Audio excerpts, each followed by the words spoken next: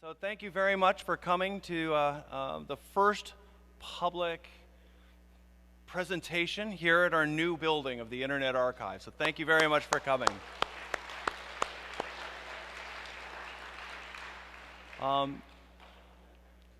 The Internet Archive, as a library, has bought this building, and we've been working to make it work as a performance space and our offices and a scanning center. So as you leave, if you go around the building, you can see books being scanned and microfilm being scanned, and I highly recommend it. And it's been, I think, a tribute to San Francisco to have them, the planning department, which isn't necessarily known for big, bold steps, to take a church and say, yes, a library is a wonderful thing to have in this place. We just crossed 1 million, scanning 1 million books and making them publicly available.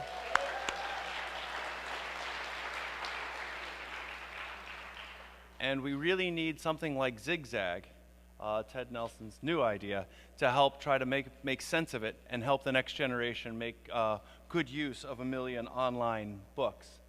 This is the first, and we hope to be a long series of Internet Archive Presents. And I think of no better way than to have Ted Nelson be the inaugural address launching his autobiography. I don't think I need to really introduce him, but I'm really very proud to work with Ted Nelson in many different ways. So if I could, please introduce Ted Nelson.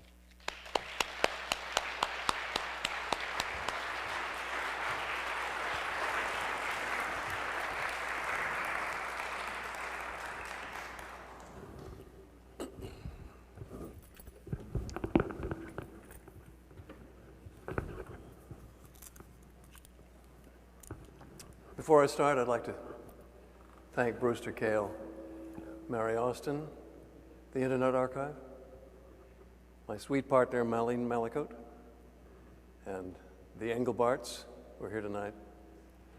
But I'll stop there because if I go on thanking people, that'll take all the time.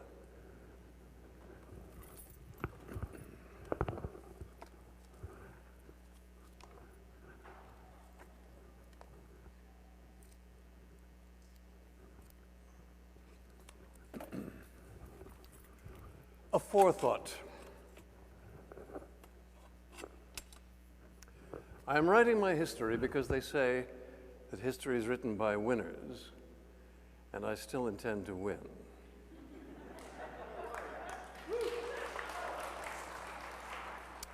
This book is coming out just 50 years after I had my main ideas in the computer field. The anniversary is an accident. I've tried to tell the story before, but it's taken till now to clarify and package it reasonably. Everybody wants to tell their story. I have special reasons. I have a unique place in history, and I want to claim it. Indeed, I want it as a vaulting pole, a lever still to move the world. I also want to clear the air, substituting the true story for myth and misunderstandings about my life and work. This is not a modest book. Modesty is for those who are after the Nobel, and that chance, if any, is long past. This is what I want known long after. Like Marco Polo and Tesla in their autobiographies, I am crazed for people to know my real story. What the hell gave me the background and temerity to think I could design the documents of the future and indeed conjure a complete computer world on my own and with no technical credentials, when no one else in the world even imagined those things? And why do I still stand against thousands of experts who want to impose their own worlds on humanity? And why do I think I know the true generalization of documents and the true generalization of structure when they don't? That's what this book is about. How I came to the visions, attitudes, and initiatives which have driven me for the last 50 years and drive me still to keep trying, though at first I haven't succeeded. This is not the autobiography I wanted to write, languorous, loving, literary, full of family and friends, atmosphere and philosophy, sparkle and sunsets, what the times were like, the powerful emotions we all faced. This is not that. This is far more urgent, a story about attitudes and designs, what I knew and thought about and designed and why, as I stumbled and clawed and thought my way through the developing computer world of these last 50 years. I'm a controversial figure, which means that those who know my name either love me or hate me, mostly the latter. Most seem to regard me as a raving, ignorant, unconscious, delusional dreamer who was strangely and accidentally right about a remarkable variety of things. I was never ignorant, and there was no accident. I knew 10 times more 50 years ago when I started in computers than most people think I know now.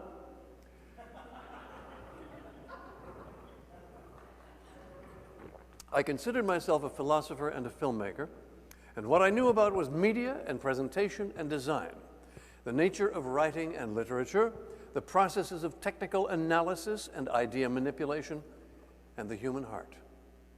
I also knew about projects and why one dares follow the inner urgings of a project, going where its nature wants to go.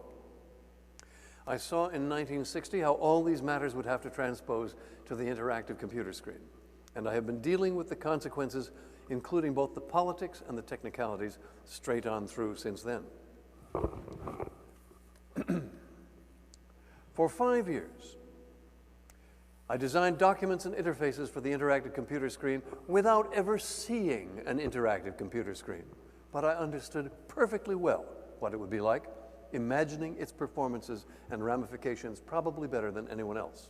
Item: for 5 years I worked on interactive text systems without knowing that anyone else in the world imagined such things. Item: for 8 years I worked on methods for ray tracing and image synthesis without knowing anyone else imagined such things. Now the film industry revolves around them. For 14 years I believe I was the only person in the world who imagined a world of personal computing as a hobby, everyday activity, and art form, all of which I presented in my book Computer Lib in 1974, months ahead of the first personal computer kit, which started the gold rush. Item: for nearly 20 years, until I convinced 5 colleagues, I believe I was the only person in the world who envisioned millions of online documents, let alone online documents being read on millions of screens by millions of users from millions of servers and publishable by anyone. Not only did no one else imagine it, I could not make them imagine it, though I lectured and exhorted constantly. You might think this would give me a reputation for foresight, but many consider me a crank because I haven't gotten on any of the bandwagons: Microsoft, Apple, Linux, or the World Wide Web. Why have I not joined any of these parades? Because they're all alike. Heresy. And I have always had an alternative. I don't like their designs, what you see around you, and I still intend to get my designs running so you can at last have a real choice. Unfortunately, most people don't realize the computer world has been designed, so that's an uphill battle. I believe my standing designs for a real alternative computer world, complete, clear, and sweeping, are better, deeper, and simpler than what most people have to face now every morning.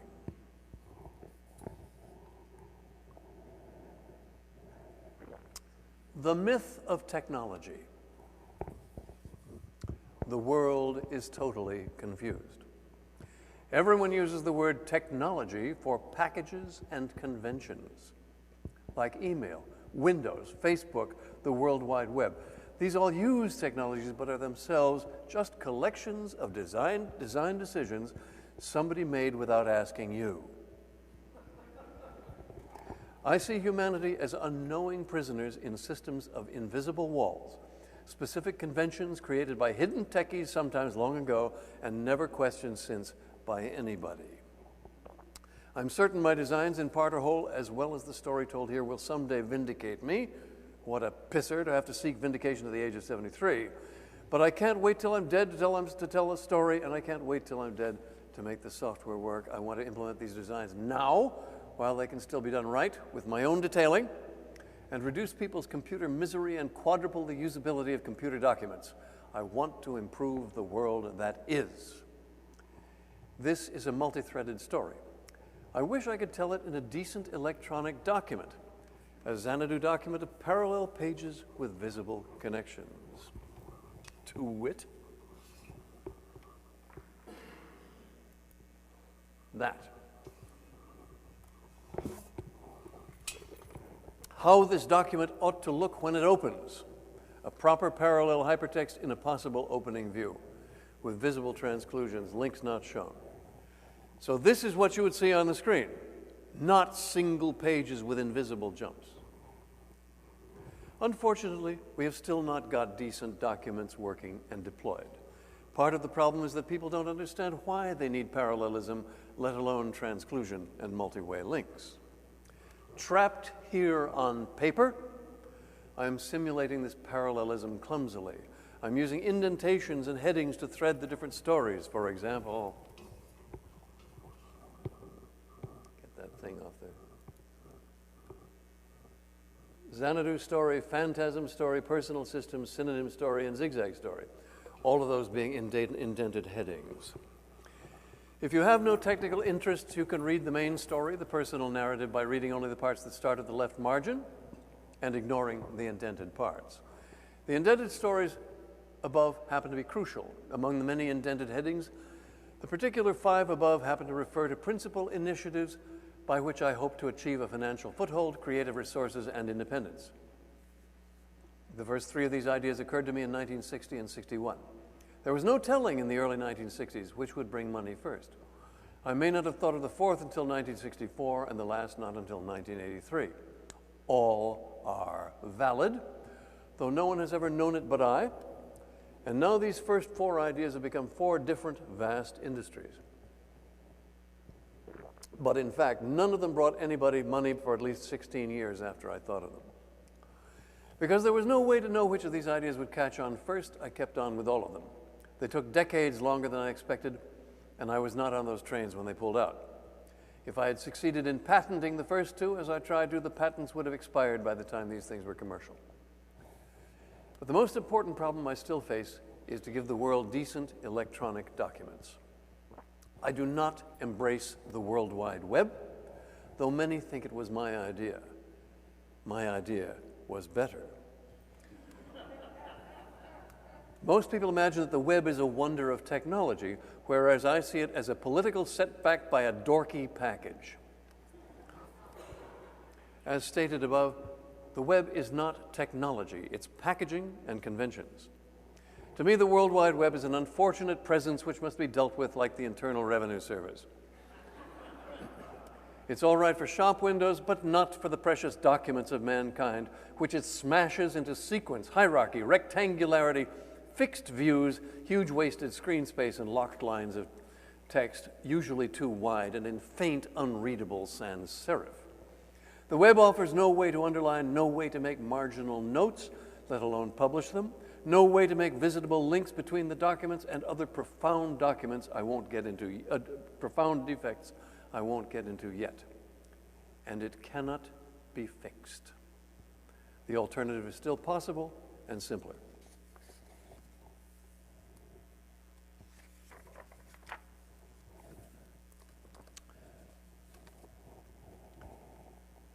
Division Street era, 1937 to 43, Chapter 1. My family. Our apartment in Chicago had wooden back stairs outside, like many Chicago buildings, but in front it was a regular stone-fronted apartment building. The living room, we called it the front room, I remember as sunny, though it faced north, so the sun could not have shone in directly. My grandmother always wanted a north light for her drawing and painting. It was important that she was an artist. I probably remember it as sunny because I was happy there. I remember how beautiful my grandmother looked in that light, sometimes at her easel, sometimes combing her long blonde hair. We lived, Jean and Pop and I, in Chicago at 37 East Division Street, a short walk from the beach of Lake Michigan. Frequently, they took me to museums and the aquarium, to the park and to the beach. We saw movies at a wondrous palatial theater, and we often went to a wonderful Chinese restaurant. I had been left at 6 months' age with my grandmother and grandfather and named after him. These were entirely the right decisions. I was Theodore Holmes' second, said a membership certificate on the wall. Jean and Theodore Holmes I'm calling him Pop, were an elegant couple. She generally wore high heels and a veil, in colder weather furs. He was dignified, warm, and thoughtful, and wore a fedora. Both spoke with what people mistook for English accents, but she was from Minnesota. In those days, many Americans spoke in a more English fashion, and he was from Norway, though no one could tell. They spoke elegantly and eloquently with wonderful words. And here's a picture of them.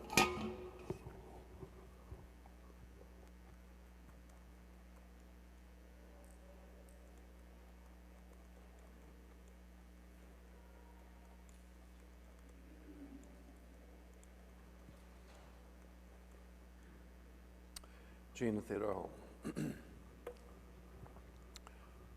Possibly when they were married. My family was very cultured and loving. Ours was a home of culture. We were members of the Art Institute of Chicago. Actually, I in my crib was the member. When my grandmother went to buy a membership at the museum for the family, the person at the desk suggested getting the membership in the name of the youngest member of the family, and I, the newborn, was it. So said the certificate on the wall, the life membership in the Art Institute of Theodore Holm II. Leonardo, Shakespeare, Shaw were our household gods. Shakespearean quotes were bandied about frequently. There were family tales of contact with Gurdjieff and Tagore, and memories of a debate Jean had with Emma Goldman.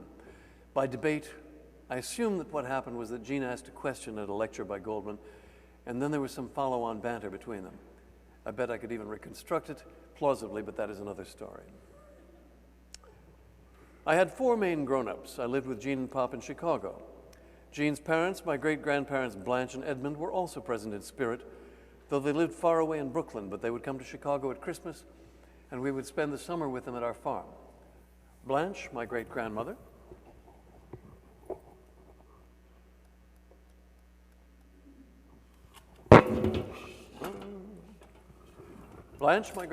reviewed plays for the women's clubs of Brooklyn, unimaginable today. Deeply affectionate, she ghost wrote my first autobiography when I was 1 and read me numerous books when I was little.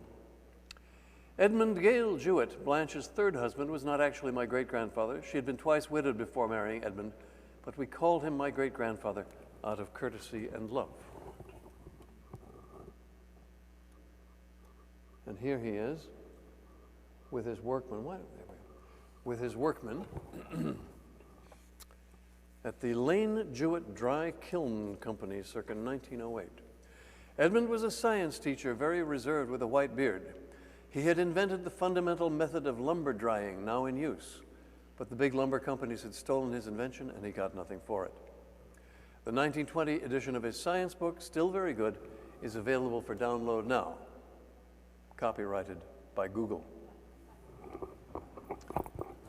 Edmund was to teach me about evolution, astronomy, his great love, physics, algebra, but he also wrote beautiful poetry. One of his poems about evolution, written in the 30s, is still precisely accurate within today's knowledge. My 4 grown-ups all treated me with great love and respect. In an early, hazy memory, I recall the 4 of us, Jean and Pop, Blanche and Edmund, in the lower cabin at the farm, perhaps on a summer evening. When I would speak, they would all fall silent.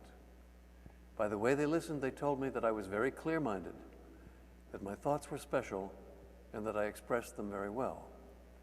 That is how I first learned who I was. Many children fantasize that their real parents are faraway, glamorous people. For me, this was actually true. Like Harry Potter, I had magical parents who were not present. And like Harry Potter, I have been greatly punished for it, but that is another story. My parents were young actors who needed a divorce almost immediately they were married, but my grandfather made them stay married until I was born, so I would be, quote, legitimate. Away went my parents to their separate remarkable destinies, but each would visit separately a few times a year. Jean and Pop already had a rich history. On the eve of World War I, she headed to Europe to document the coming war with her drawings, buying a ticket on the Lusitania. A friend, the great photographer Arnold Genta, saved her, but that is another story. After the 1929 crash, Pop was offered a grand job. He quit the one he had, then the grand job offer was withdrawn, And there he was, jobless in the Depression. But that is another story. And they had friends among the moderately famous of those days. But that is another story. My school, the Bateman School, was in the old McCormick Mansion not far away. I hated it. I didn't hate the teachers or Mrs. Bateman, the principal. I hated the institution, and I remember wanting to burn the school down at the age of 4 or 5. But that is another story. However it may seem to you, I did not think I was having a privileged childhood. There was so much I could not have, and there was so much I did not like, especially school. And here's a nice picture of that.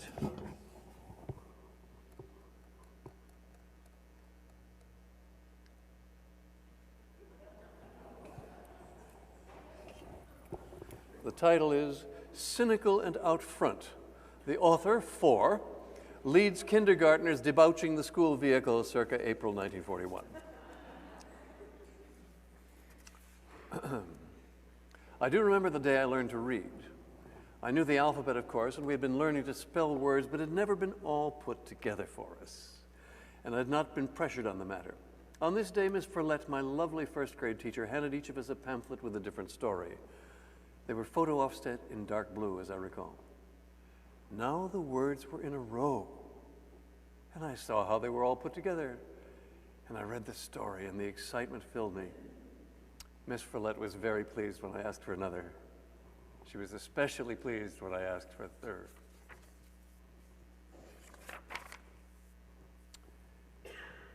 Defining moments. Flowers by wire. Data structure, circa 1942. I was 5. Jean, my grandmother, often took me to flower shops in Chicago. Each flower shop had a sign outside with a picture of the Greek god Mercury and the words, "Flowers by wire."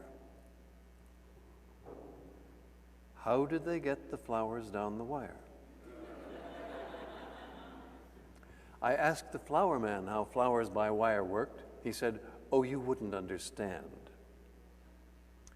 The flower salesman wouldn't tell me, so I tried to figure out myself how they sent flowers by wire. I thought about it and thought about it. It was a hard problem. Would they start with the stems first or the petals? And what about the aroma? I knew, obviously, that you could send a voice by wire. Evidently, flowers could somehow be sent as well. I understood how phone calls went through the wire. There was something you talked into. I didn't yet know that it was called a microphone. That translated the speech into some sort of event. I didn't know the term signal. That went all the way to the other end, and there was something else I didn't know was called a speaker that translated the event back into sound. So I had a correct, if approximate, mental picture of telephony. But how would it work with flowers? You would have to have some kind of device at each end, just as the telephone call had a device at each end. I figured that the device at the starting end must take the flower apart, probably by grinding off a little at a time, and converting that into a signal which went down the wire, and then grinding till the whole flower was transmitted. And then at the other end, there would be a device that reconstituted the flower fragments from the signals and perhaps extruded the flowers like spaghetti. But would they start with the stems first or the petals? And what about the aroma? These were difficult issues, but I felt I had a handle on the basics. Note from the present. I believe these were my first deliberations about data structure, and that the analysis was rather good considering the information I had. In fact, that's how many systems of scanning and transmission work today, but not for flowers. If you had told me the real answer, how do they send flowers by wire? Someone at the first flower shop telephones the second flower shop and asks the person at the second flower shop to deliver a bouquet to a specific address, I would have been outraged that the flower man withheld such a simple, stupid fact. Still, it was a thinking and learning experience.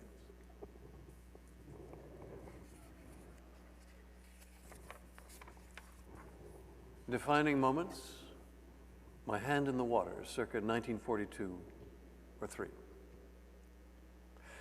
I trailed my hand in the water as my grandfather rowed. My grandmother was in the front of the boat, wearing high heels as always.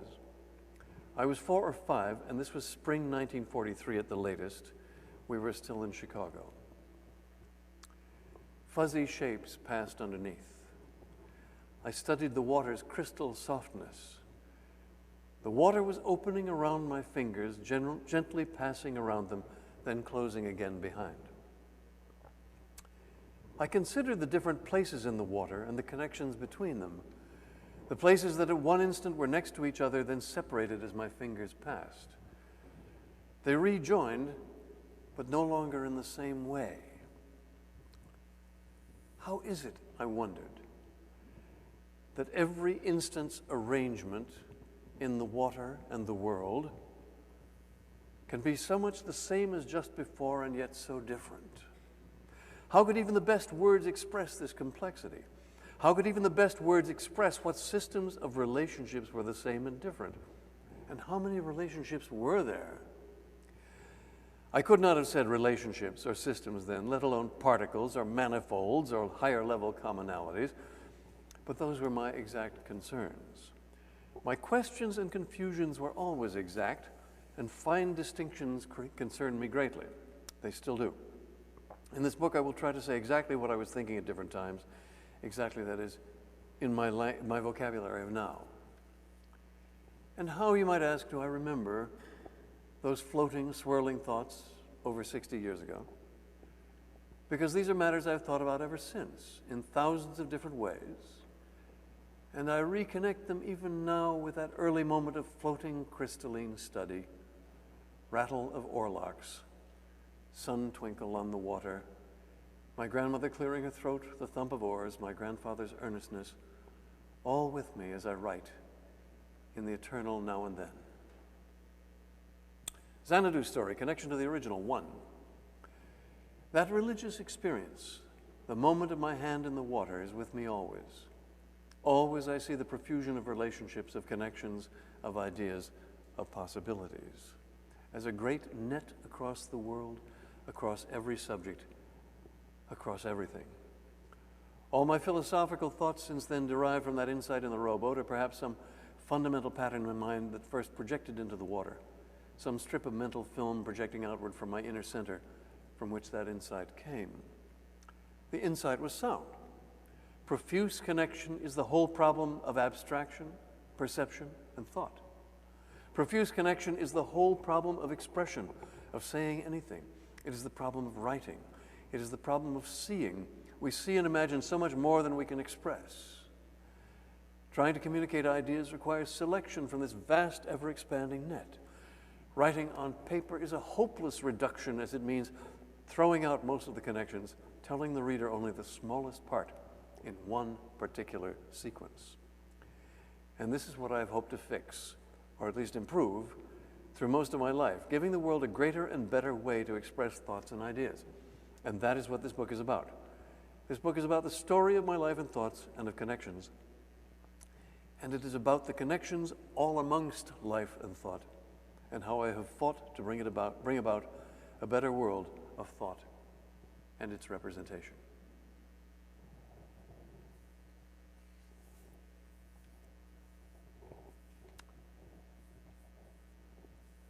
Not 1959. Resolve, not narrow down. Here is what they said as graduation approached. It's time to narrow down, Ted. I didn't think so. My strength was in not narrowing down, in doing something new and different every time. And here were my central talents, which I'd come to know at Swarthmore. I believed I could analyze anything, show anything, and design anything. And I could innovate, imagining what no one else could, and bring that new thing forth through projects of new shapes. But what? What should I analyze, show, design, and innovate about? There was no determinate answer. I was good at a lot of things, but not a great talent at any one, except that my mind was very good. My uniqueness was in the combination of numerous abilities and in my ability to see the big picture quickly. I was a very clever fellow accustomed to picking up new technicalities as required, but I preferred to delegate technical details once I had decided them. I had had a taste of creative control and knew that I could not be an idea man on someone else's projects. Deciding the details and finishing touches was what life was all about. I knew this would make it harder, but what the hell? I was Ted Nelson. I would not narrow down. That would be giving up and giving in. Cocteau, Wharf, Bucky. I had very few living role models. I applauded my parents' great success, but I intended some much grander career like various great names in history. I felt I was off to a flying start. But at what? I was a writer and designer and showman. I saw myself becoming perhaps a showman intellectual like one of my heroes, Jean Cocteau.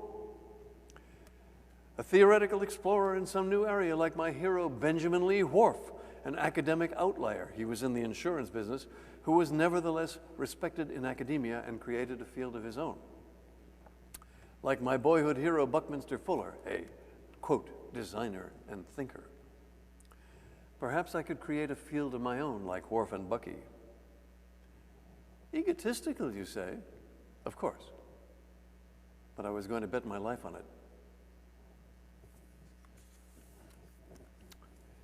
Still a chance to make a movie, 1959. My grades were fairly poor.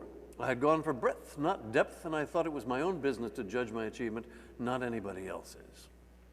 No one would care about my college grades in the afterlife of the so-called real world. What mattered to me was studying what I chose to the degree I chose and pursuing the excitement of new ideas and projects. So because of my slackness with regard to grades and not having done nearly enough reading, I was worried about graduating. However, something came up that was even more important than graduating. Late in the year, I realized I still have a chance to make my first movie. I still have that $700 appropriation that Tony and I got. I can make that movie. Tony would have wanted me to. He had died abruptly the fall before. Exams were coming, but I figured I could squeak by. This was far more important, a full-on chance to make a movie by myself. I knew other media moderately well. This would tell me whether I had any ability at filmmaking. There was no time to write a script, and syncing the sound would be an enormous problem. So I made the whimsical decision to have the actors just say, "parp, parp," and postpone writing the dialogue.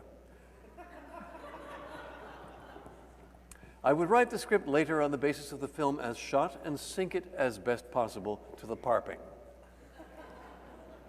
The parping would look like Huckleberry Hound, where the characters just moved their jaws vaguely to the script.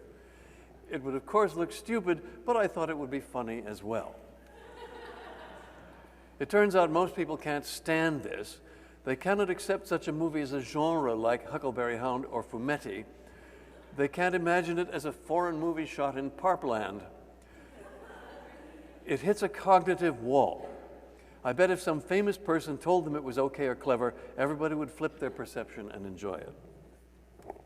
As the lead, I chose my friend Jody Hudson, who had a very expressive poker face like Buster Keaton, showing a lot of emotion with minute variations of expression. I didn't plan, I just began. I would have to make up the movie as I went along. I would shoot whenever Jody and I were both available and grab other actors and sets as best I could. I had a story vaguely in mind, but I started with a classroom scene somewhere in the middle of the story. This was because it involved a large cast and had to be shot in an empty classroom, and so it had to be done on a weekend. Defining moments, the first Slocum shoot. I rounded up actors at Sunday lunch, whoever could spare an hour or two. I just went around the tables and asked who wanted to be in the movie. We went to a basement classroom in Trotter Hall. I arranged the actors according to when they would have to leave. I would shoot the full room shots first, then the kids in the front row could leave as I narrowed down to the back rows, where I put the actors who could stay longer. So it had to be shot out of order, and there were two sequences to keep in mind: the sequence of the intended final story and the sequence of who had to leave when, which governed the order of its shooting. I made up the story as I went along, starting with this basic idea. The hero in a boring class makes eyes at a girl in the front row, and his chair falls over.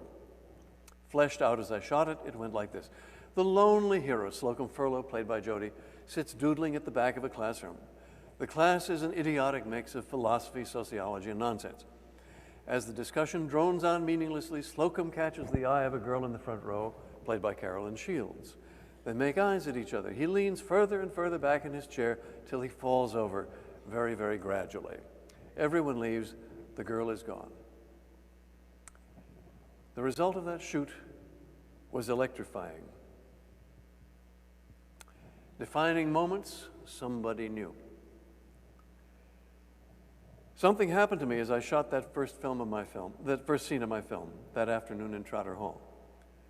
My absent-mindedness and scatter-mindedness disappeared. I figured out everything in the moment and made up the story as I went along, keeping track with surprising clarity of what was done and what was not. I'd never been so clear-minded. I still had to keep making notes on the back of my hand, but I was awake and alive in a new way. As never before, I kept all parts of the problem in my mind, working very fast. I will never forget the clarity and the excitement of making up that scene as I fought the clock, positioned and directed the actors, took the shots, dismissed the actors, and narrowed down to only Slocum. I became a different person. I had suddenly become the person I always wanted to be. And I've always wanted to be that person again. Defining moments. The ceiling flies away. Slocum rushes May 5th, 1959. I kept shooting The Epiphany of Slocum Furlow, a scene every 2 or 3 days, but it took a week for the first rolls to be developed. I called in some friends to look at what I had shot. I didn't realize that most people can't see a scene out of order and understand it in their mind. Here's what they saw. Strange repeated shots of people lounging around and saying silently, "Parp, parp." And repeated shots of Jody falling down in his chair. Even though I explained the scene to them before running the projector, they were utterly mystified. They didn't know. But for me, the roof flew off the building. I heard a roaring wind. My destiny had found me.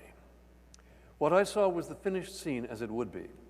The scene was atmospheric, it developed characters, it had a plot, it was moderately subtle, it was rather funny, and it was warm, more like a foreign than an American film, like the films of Pagnol or Satyajit Ray. It was far better than I had imagined it could be, far better than I had remotely hoped. I will now show you the finished scene. As I saw it in my mind, and later finished it.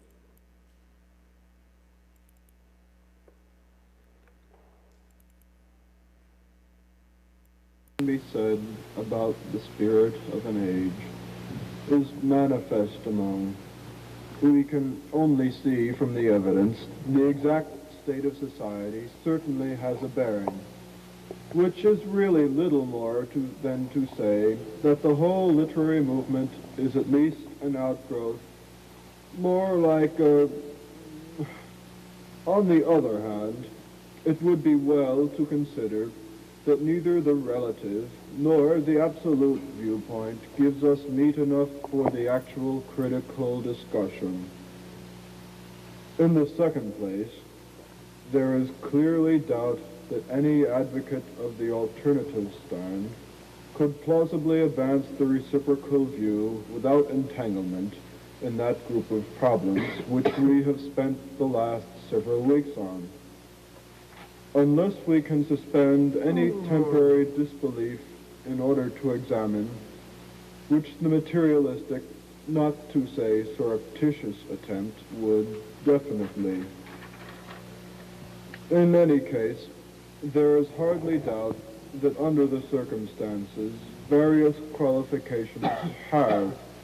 Hence, any of the heretofore intangible factors may conceivably stand forward.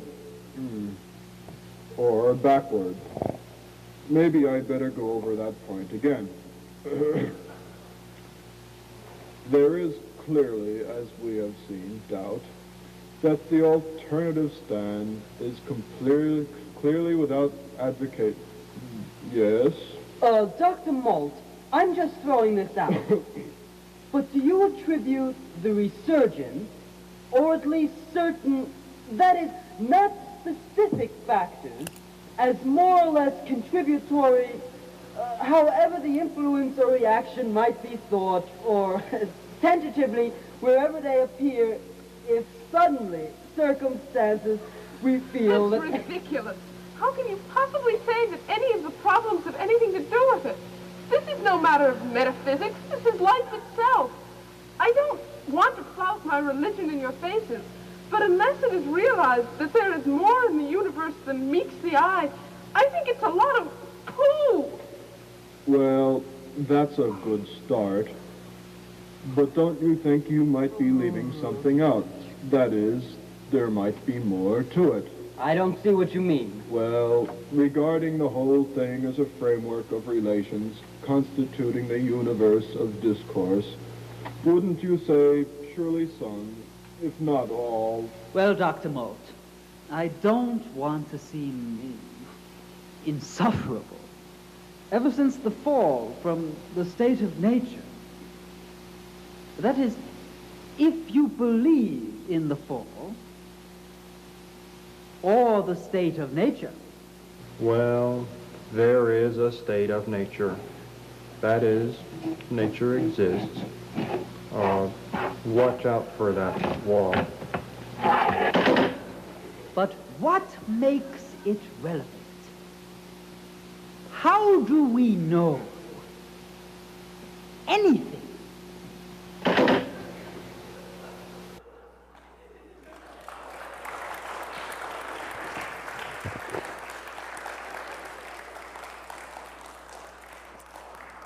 It gives me such pleasure to hear you laughing.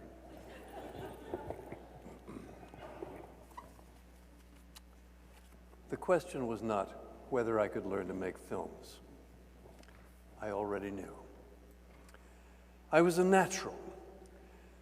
This was what I'd been put on earth to do, partly to make movies, and partly to be again that person I was when I was shooting. This was no longer about being best at anything. This was about my heart, which I had found. The only problem was, I wanted to be an intellectual too.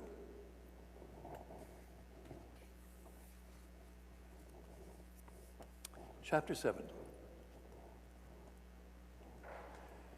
The Epiphany of Ted Nelson. In that first year of Harvard, 1961, I took a computer course and my world exploded. What would Freed Bales have said in 1960?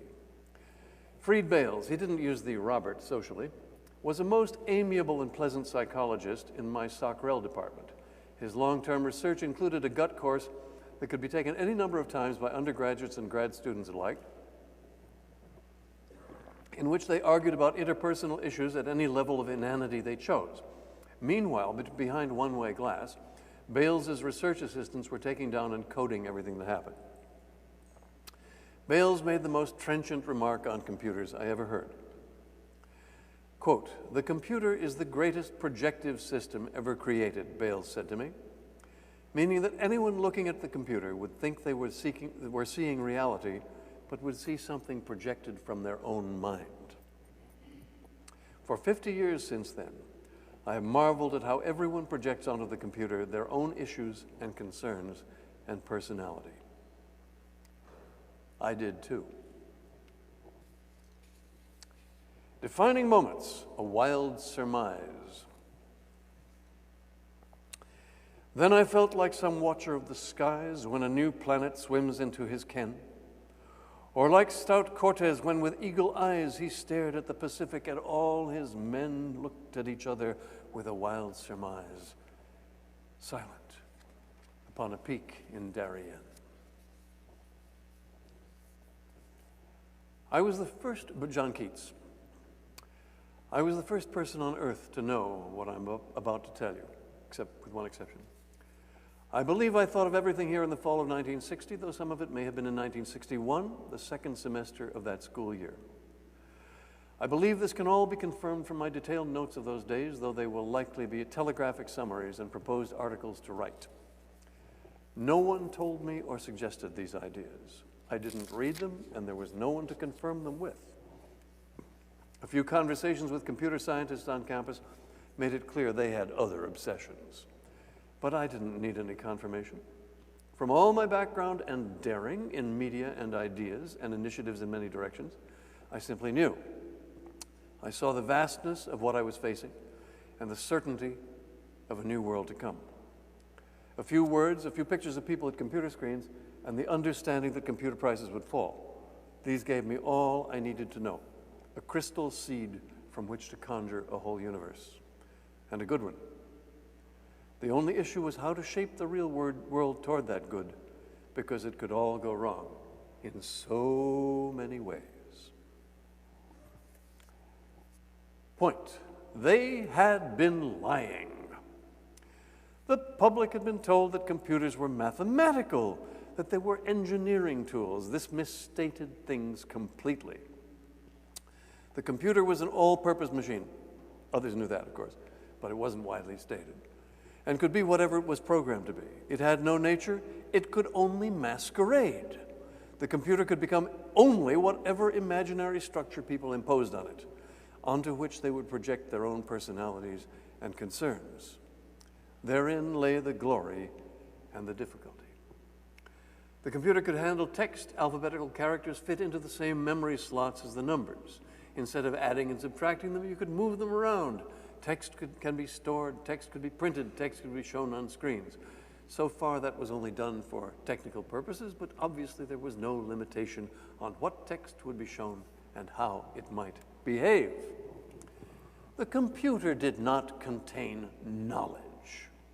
Instead, it had to be programmed to simulate some unified arrangement of data.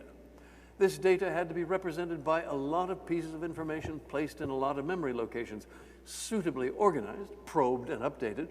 This collection of factoids could be made to appear as a unified body of information, but this too was a masquerade. The term database did not yet exist.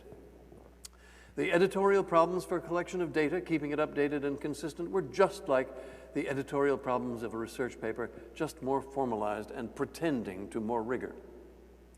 There was no magic to this simulation of knowledge.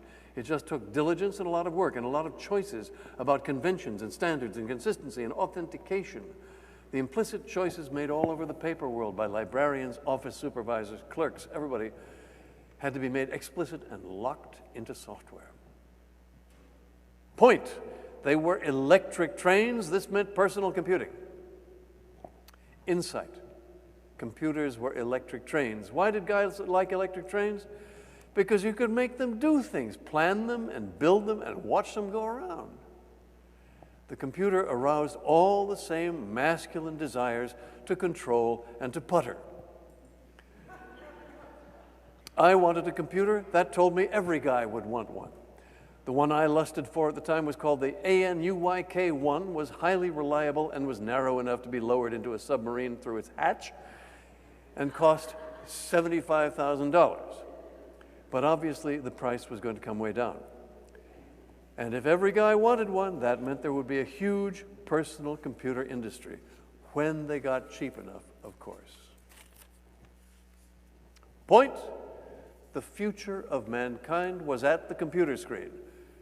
So much of modern life was about paper and its manipulations, but it wasn't the paper that mattered, it was what was on the paper, and that could be turned to data. It was obvious to me that for all clerical purposes and for all information, the interactive computer would become the workplace of the future. Point. Eliminating paper.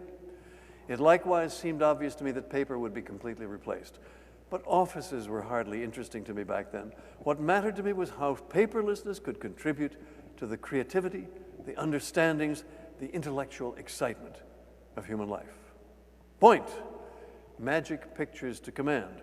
Diagrams, maps, history, every subject, and the connections between subjects could all interact on our interactive screens. The problem was working out the rules. Everyone should be able to contribute to a great world of interconnection, but not to wreck it. How could this be set up? Unlosability. I'll stop there. This chapter goes on and on. Longest chapter in the book by far. The sword in the stone. In the legend, young King Arthur comes upon a sword handle sticking out of a stone. He pulls it out because it is his destiny, it is his destined instrument. The rest follows. The sword is called Excalibur. I saw these discoveries as my Excalibur, beyond calibration, with which I would carve the future, and with which I would slay the dragons of evil, shallowness, conventionality, pomposity, and smugness. Resolve, all conflicts gone. I had been waiting for a sign. I'd been waiting for I knew not what, but somehow I had expected a revelation. I had expected some life mission to reveal itself to me, though I was expecting something more along the lines of an intellectual discovery. What now was all this? Fate was daring me to do something entirely different, something unheard of, something very important that only I understood and only I could do. Where was that unique intellectual life whose revelation I had been awaiting? But then, wasn't this an intellectual discovery? Oh my God, this was it. This was everything I was searching for. I knew a handle sticking out of a stone when I saw one. I thought earlier there would be a great philosophical revelation or some great film to make, or that I could somehow fix education. This could be all these things and more. All my conflicts of long-term goals were resolved. I'd felt a conflict between being an idealist and making money. Not an uncommon conflict for a young man. No more. This would make the world a far better place and make me tons of money on the way. Here was a single path to everything I believed in and wanted. What more worthy goal could a brash young man choose than to rebuild civilization anew? I figured that programming the system, deploying it, and revolutionizing the world would take about 2 years. I was impatient to get done with that. Then I could get back to movie making, and I would be able to finance my movies myself without having to deal with backers. There has never been any other plan. I wanted to be the Gutenberg of this new medium that only I imagined, and the Griffith and the Disney.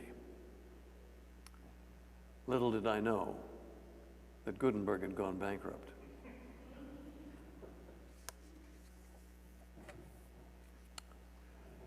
So, with 50 years yet to go, I'll stop reading there, but I'll show you one more thing. People seem to think that this Xanadu design of mine, which I've been working on for 50 years and which was perfected with Roger Gregory and others in 1979, is somehow mythical, some delusion, some inane misunderstanding of technical possibilities. Not at all. All the details are given in the appendix of the book. But the main point is we actually have a fully functional version right now. When I say fully functional, I mean all the parts are working but not very well integrated. So the interface ain't so great, but I will show it to you now.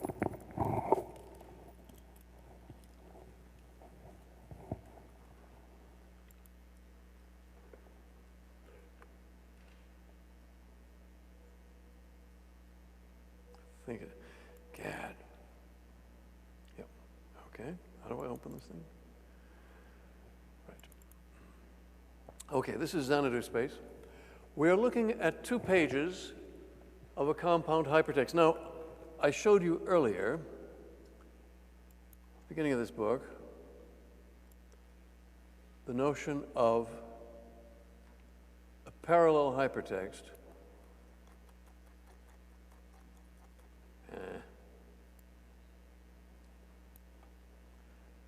with multiple pages connected sideways.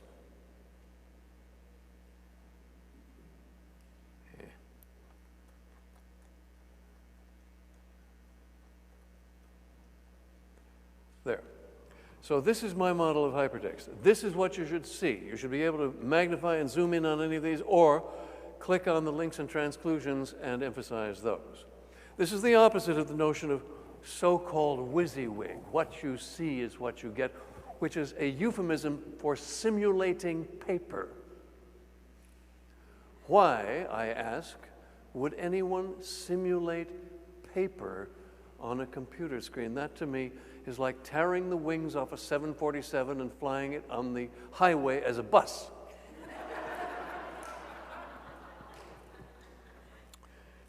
The earliest horseless carriages had a socket for a whip. This gave reassurance. Similarly, people have told me, well, of course you need to simulate paper so that people will be reassured. Excuse me. The paperless office is possible, but not if you simulate paper. Not only that, but the paper they simulate is paper under glass. You can't fold it, staple it, or mutilate it. You can't use sticky notes. You can't write on it. No marginal notes. No, they're simulated. I compare it to canopic jars in ancient Egypt. In the canopic jars, they would put your liver and your brains in order to preserve them for posterity, but it's like makeup on a corpse. He may look good, but he won't dance again.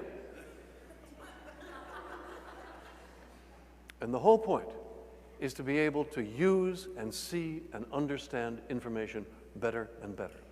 Writing and documents have, for millennia, evolved to present information in various ways and styles. We must open up to the real possibilities of interactive documents and not paper under glass. But they made an unholy alliance. For example, I believe that Adobe made an unholy alliance with the type foundries. Why can't you just thicken the serifs a little bit? Answer, because the type foundries wanted to sell you these different fonts they sell. Why do we have these inane point sizes that were established in the 18th century? Because it's part of the package that the type foundries sell. We need to get away from this. Okay. So anyway, this is a simple visualization of the kind of parallel document I advocate, and here it actually is in the flesh. Wait a minute, yep. So we're looking here at two parallel pages. Hello? We're looking at two parallel pages.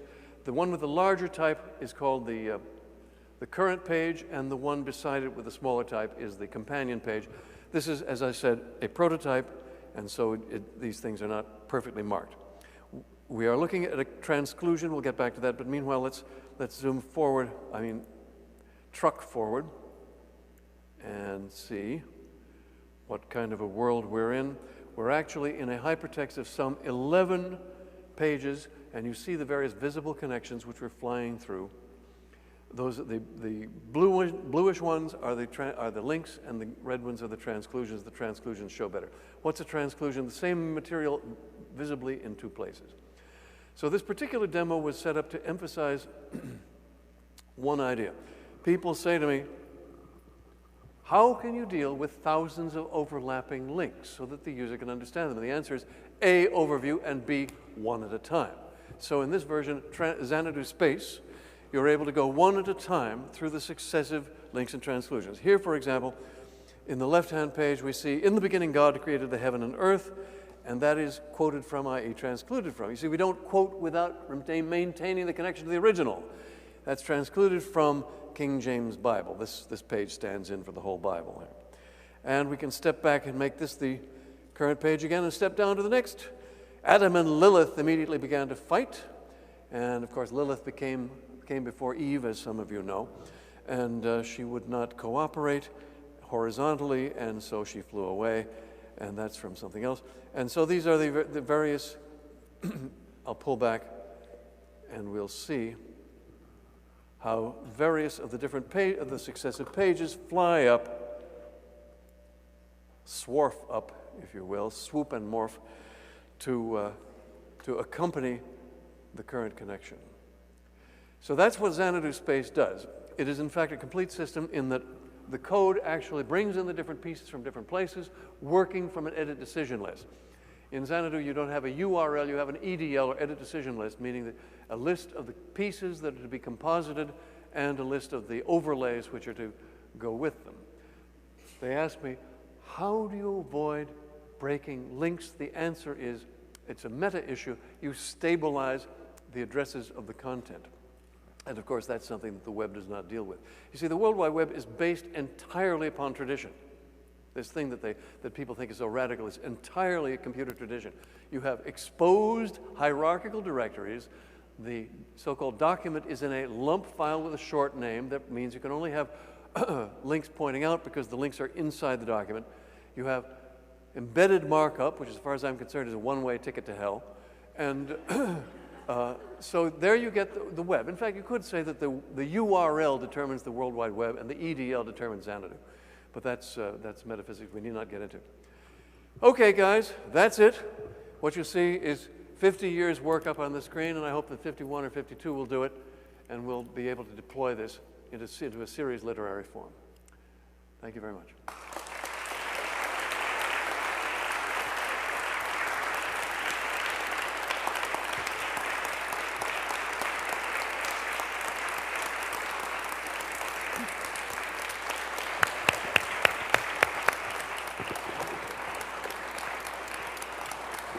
Please remain standing.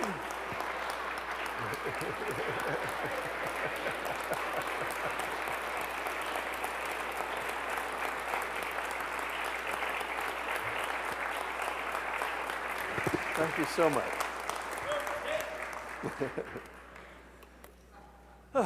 Okay, we can now have some schmoozing break, and then we can return and do Q&A and all that sort of thing. My God, that was faster than... You'd like a schmoozing break and then Q&A? Wasn't that the plan? Whatever you like. Whatever anybody likes. I can stay here and I can go all night.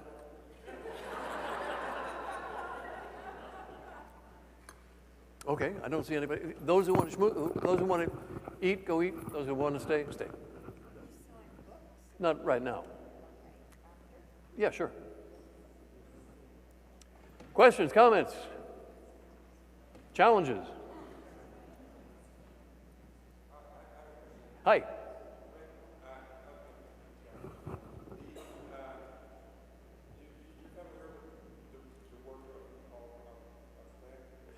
The acoustics in here are really terrible, and I cannot hear you. They fixed it from here, but not for the people not here, not at the stage. I'm just curious about, for historical purposes. About what? For historical, history, or not history, whatever. There was a Belgian guy called Paul Otley.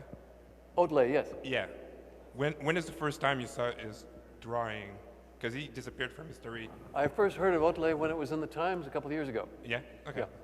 And obviously he did fabulous work. It was something like the research service of the Encyclopedia Britannica. In fact, it's almost as though the Encyclopedia Britannica based their research service on what Otley was offering. Because if you see some of his drawing with the screens and publication, there's a lot of relationship with your earlier top models. Well, information is connected, you know, and Yeah. a lot of people know that without being influenced by one another. Okay.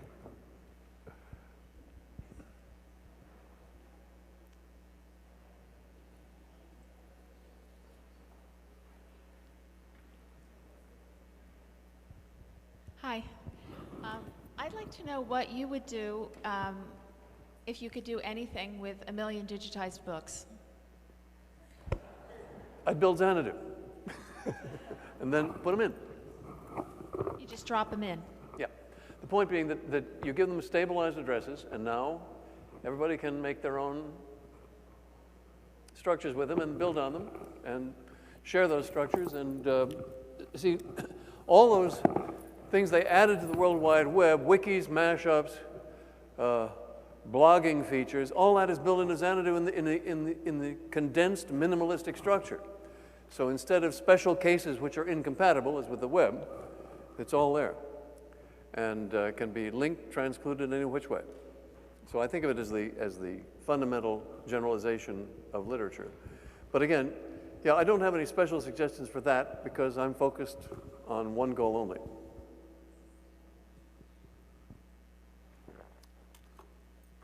The copyright issue, however, is paramount, and I don't know how to get around that. Except my suggestion, which is the copyright method always suggested by Xanadu, which is that copyrighted material be available for purchase at a very small amount per byte. Essentially, every reader has a table showing what part of a document he or she has already purchased.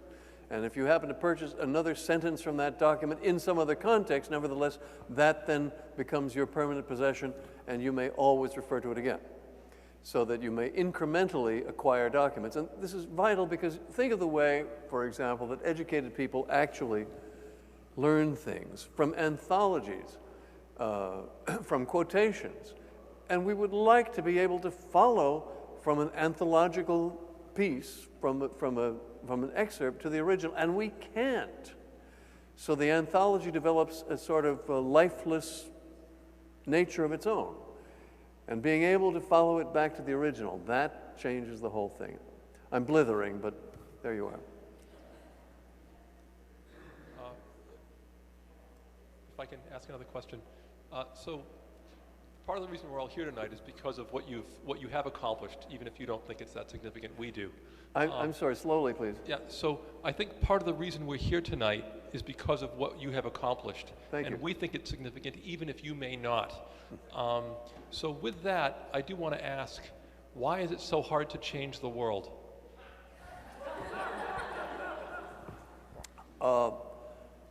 Let's put it this way. There is a, you can think of it as an abstract curve, like a half-life, that at any time, certain changes in the world might be easy to do, and other changes hard.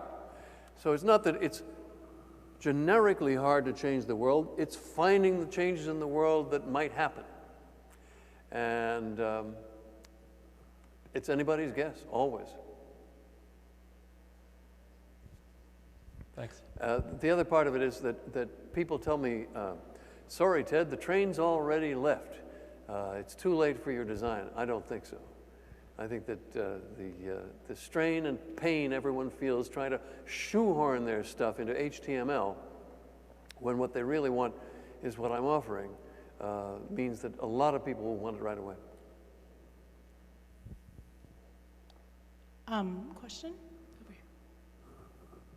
Ted? Yeah. Okay. So looking back over... Let somebody else do the choosing because I can't see you at all. How about the person with the microphone? Okay. So looking back over 50 years, what surprised you? Is that Kathleen?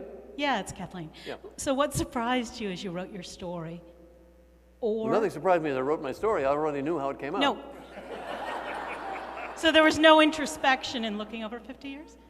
Or what didn't make the book? No introspection. Well, no, what surprised you? Looking back over 50 years. Well, I've been introspecting every minute of that time. I mean, it's not like a lot had, there was some sudden surprise as I was writing it down. Okay, so let me ask it in inverse way. What didn't make the book? Oh, well, basically, I wrote this book by cutting. You may think 380 pages is long, but it would have been a hell of a lot longer if I'd inflicted on the reader everything that I wrote originally.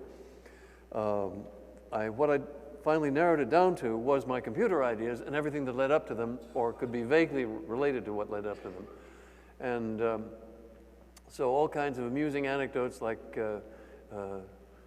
driving anecdotes, for example, and strange stories that have nothing to do with my computer life didn't make it. What surprised me most in the last 50 years was how long things took, and how hard it is for most people to imagine new things. I said in the 1960s, soon we'll read and write on computer screens, and we'll interact with that, and you'll be able to call up from millions of documents, and you'll be able to add your own, and you'll be able to quote anything, and there'll be a connection from every quotation to its original context, and every author will get a royalty because that'll be automatic on every portion that's called up. And in the 60s, they would look at me, first in the early 60s, they would just look at me blankly. And in the late 60s, they would say, is it like a tape? And I couldn't deal with that. I should have just said yes. Then when the Altair came out in 1974, and people said, oh, that's what you meant, Ted. And I said, that's part of it. And then the IBM PC came out in, what was it, 82? 84 was the Mac. 82, I think, was the PC. And people said, oh, that's what you meant, Ted. I said, that's part of it. 84, the Macintosh. Oh, that's what you meant. That's part of it. 86 or so, HyperCard. Oh, that's what you meant, Ted. That's part of it. And then bulletin boards in the late 80s. That's what you meant, Ted. That's part of it.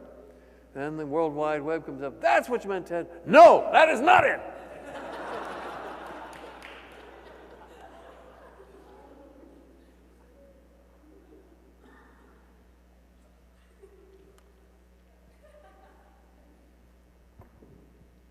So, how did the photographer Arnold Genta save your grandmother? This is a plant I have in the audience.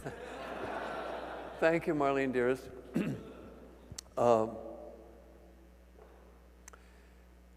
don't have the slightest idea why my grandmother, she was not my grandmother at the time, meaning she was not married, and why she was going to Europe on the eve of World War I,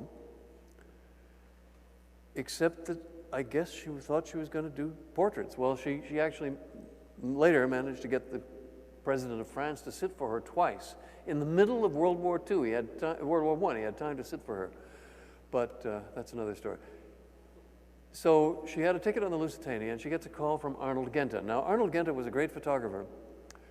He photographed the San Francisco earthquake. He just happened to be here and have a camera in his pocket. And he had also done the only known photographs of the pre-earthquake Chinatown here. And he did other great things like early experiments in color photography using colored rice starch. But anyway, he was a great portrait photographer. He called her up and said, Jean, I understand you're going to Europe, but I want you to meet my friend Ellen Terry. She's sailing on the New York. I'd like to change your tickets to the New York. And my grandmother said, oh, no, my trunks are already on the Lusitania. He said, I'll arrange everything. So she gets to the New York and makes friends with Ellen Terry, the famous actress, and she is making a drawing of Ellen Terry, which has since been lost. And she says to Ellen Terry, well, I'm so happy to meet you. You know, Arnold Genta had me change ships from the Lusitania just to meet you. And Ellen Terry said, that's strange. He had me change the ships from the Lusitania just to meet you. Is that a friend? Because all the Germans knew it. I mean, it was in my high school text that the ambassador was at the dock trying to turn people back. Anyway, thank you for that, Marlene. Yeah, I guess. You often hear laments today about... You often hear people lament today about how the internet has made our attention span short and gives people, you know, attention deficit disorder, especially young people, and everybody's knowledge is broad but not very deep, or it's going in that direction. Do you see that as a trend, and if so, do you think it's a problem? Well, I've been a poster child for ADD all my life, and I don't think it's a problem, which means that I've adapted to it, writing on the back of my hand, carrying notes all the time, etc. And essentially, it's a cognitive it's a cognitive style. And as I said, there's sometimes it goes away, obviously, when you really care. I've had moments of extreme emergency in which I was able to concentrate with remarkable perfection, as when cars were spinning around in front of me and so on. And, but it can be a problem, but since I don't know a damn thing about the younger generation, I wouldn't go so far as to, except what I read in blog comments, which makes me hope there are smarter ones. But I don't know what's going on, do you? First, certainly, I favor knowing lots of different things. I think everybody should know much more than they do, and I strive to learn every day, and I wish more people did, but that involves a great deal of a lot of Wikipedia and a lot of radio, and so I favor that, but on the other hand, you do have to be able to concentrate. I'm blithering. I don't have an answer. Yeah. Rob. Well, I could. As I said, I happen to think I know the true structure of documents and the true structure of structure. Now, why would this be when I'm not a computer scientist? Well, at the end of the book, the climax of the book is where Wendy Hall baptizes me a computer scientist, so now I can say I am one. But I've always said that computer scientists are like mandrills following each other's bright tails through the jungle. They don't have new ideas because they're trying to add a little thing or two to the ideas of the mandrill in front of them. And the reason I find stuff nobody else does is I'm not looking under the streetlights. So hyperthogonal structure is simply a generalization of rows and columns. And I'm astounded that no one else has come up with it. I mean, I have a patent which strongly suggests no one else came up with it. And I long conjectured that it would work very well as a data structural system inside big programs, so that instead of creating ad hoc mechanisms for storing different parts of the information you need in a big program, storing them in hyperthogonal structure allows you simply to create and connect new forms of information very quickly without loss of principle. And I don't mean in the financial sense. I mean that it stays principle. So hyperthogonal structure is very simple.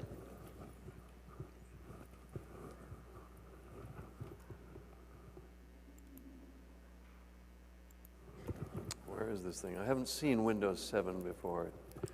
I hope I never do again.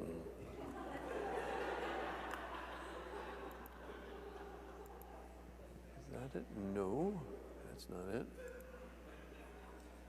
Is that it? No. Okay, it's in here then. Ah, yes. Good. All right, here we have here we have two windows on what looks like an ordinary table. You're looking at the same data in the same two dimensions. We're calling them dimensions 1 and 2. So dimension 1 is something like horizontal on a page, and dimension 2 is something like vertical on a page. Or we can, by convention, say it's like that. So we have two cursors. The green cursor, pardon me, whoops, hit the wrong key. Okay. We have a blue cursor, which stays in the middle on the right, and I can move it over there, and I don't know why it's jiggling like this. Maybe if I close Slocum Furlow, that'll help. Okay. And the green cursor, which stays in the middle on the left,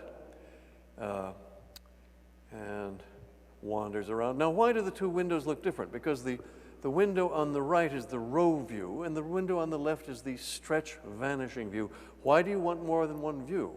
Well, for all sorts of reasons, and I'll show you now. But first, let's look at, why would we want to depart from a simple table in which you have the same number of rows in every column and the same number of columns in every row?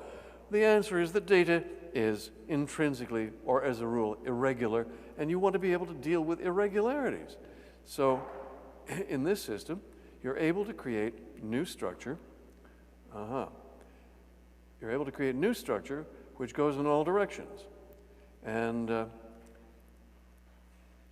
example, up there, over there. Now, why would you want this? Well, I'll be showing you. But you notice, for example, that these two, that the blue cursor, the accursed blue cell and the accursed green cell are connected and were connected before, and when we made these extras, they stayed connected. That's the little curly line.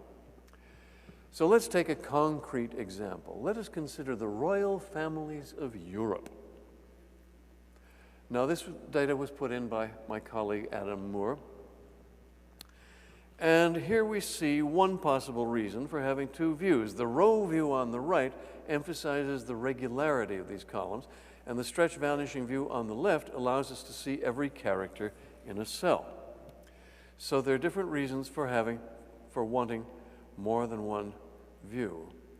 I'm sorry about you're not getting the ghastly flicker I am. Good. So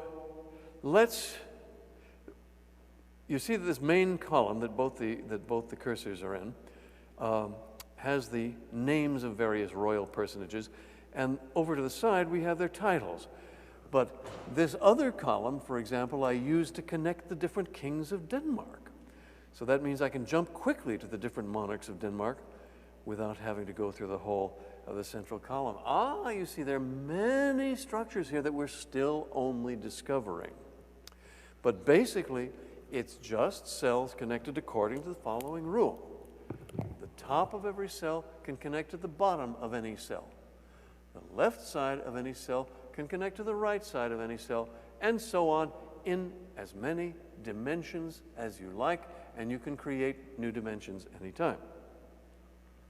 Now, this gives you both the customary row and column sorts of table and all sorts of things you've never seen before that I can't begin to get into. But let's look at some of the uses of it. Let's go to the current monarch of the United Kingdom. Here she is, Her Majesty Elizabeth II, Queen of Great Britain. So on dimension 1, we have attached the title. Now, let us pivot in the left-hand window to dimension date horizontally, dimension 3, dimension date. And we see that Elizabeth was born in 1926. Unlike Edward VIII, for whom we have both a birth and death date, we have only a birth date for Elizabeth because she's still on the throne. Now let us find out more information about Elizabeth by pivoting in the right-hand window. Let's go to dimension marriage and see if she's married. Well, we know the answer, but there he is, Philip. Philip Mountbatten, translated from Battenberg. And now let us pivot vertically to dimension children. And there they are, the children of Elizabeth and Philip, Charles, Anne, Andrew, and Edward. Now what happens if we switch to another view, the vanishing view? By Jove, we have a family tree that we can traverse by walking the cursor all around. There's one Victoria, and here is the Victoria we all know. We don't have... Anyway, this is so that shows you how we got a family tree, but we didn't create a family tree program. We just put the information into Zigzag. So this shows how multiple dimensions, multiple discrete dimensions, can do all kinds of things for you. And I won't give you any more of a hard sell than that, except to say that in Xanadu space, which we saw before, where the heck is it? Nope.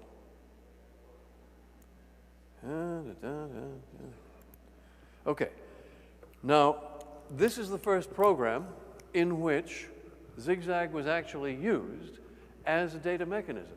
So instead of creating the various tables and semaphores and dotty-yotties and queues that are conventional with software of this magnitude and complexity, the programmer, Rob Smith, used Zigzag as the interior mechanism and he confirmed my conjecture that yes, indeed, it made programming, a big program, simpler. So for example, each of these pages has a zigzag cluster which states its position and angle. Each of these links and transclusions similarly, and each subpart of each page. And by using Zigzag as the interior data mechanism, the time of programming this thing was cut considerably. Unfortunately, we haven't got it finished. I'm still trying after some years, trying to get this thing finished. But at least the parts are all there. So that was Zigzag. Hyperorthogonal structure is the generic.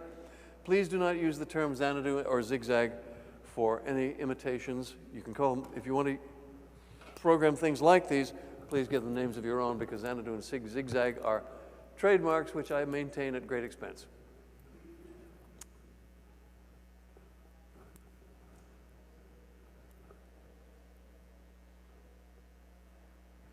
People are so shy. Yes? Hi there. I have a quick question. Is your book available as a Xanadu space project or document? Would I wish, yes. But we don't have, the thing isn't working, as I already said. Oh, okay. Well, I look forward to that day. Yeah.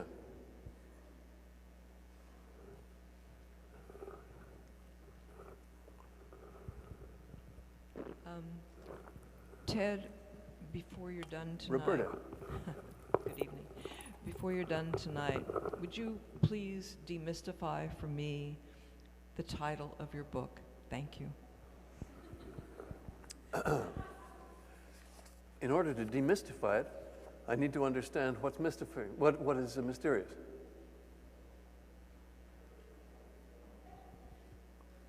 I've not heard the word before. Possiplex. Well, it seems to me it's English. It's a plex of possibilities. Therefore, the net of connections and projected hypothesizable alternative actions one might take, universes one might walk into, and essentially about the possibilities I faced in my life and tried to seize. I would add that possiplexia would be the disease of either freezing at having too many possibilities or trying to seize them all, as I tend to do. And the subtitles, Movies, Intellect, Creative Control, My Computer Life, and The Fight for Civilization, are essentially all topics which permeate the book. That The Fight for Civilization being the last chapter, or the next to last.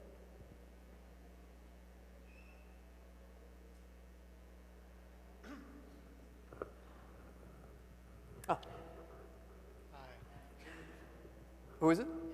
Hi, Andrew Wood. Singer, hi.